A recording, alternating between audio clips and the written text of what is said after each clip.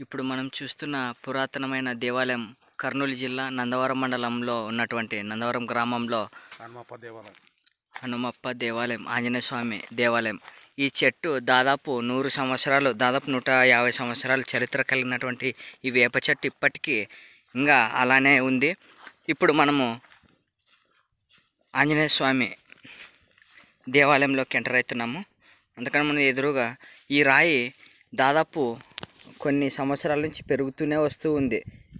దీన్ని మనము నాగపకట్టగా మనం చెప్పుకోవచ్చు. అదేవిధంగా ఇక్కడ మనకి దేవాలయం, హనుమాన్ దేవాలయం దాదాపు 3 నుంచి 4 కిలోమీటర్ల దూరంలో పొలంలో మన ఆంజనేయ స్వామి దేవాలయం గుండుకు ఆనుకొని ఉంది అన్నమాట ఇది. అలాగే శ్రీ ఆంజనేయ స్వామి అనేది గుండుకే వెలిసిన హనుమప్ప దేవాలయం ఇది. ఇక్కడ మనం చూడొచ్చు గుండుని. ఇట్లాంటి దేవాలయాలని మనము కాపాడుకోవాల్సిన బాధ్యత మనందరిపై ఉంది. అతి పురాతనమైన దేవాలయం.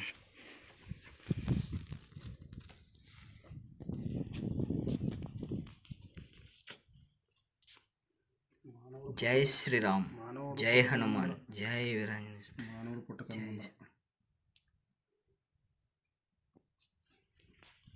అలాగే ఈ వేప చెట్టు అనేది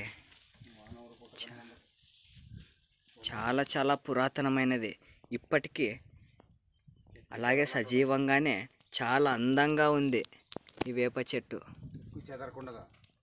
చెక్కు చెదరకుండా అలాగే భూమిని తాకడానికి రెడీగా ఉంది చెట్టు కొమ్మలు.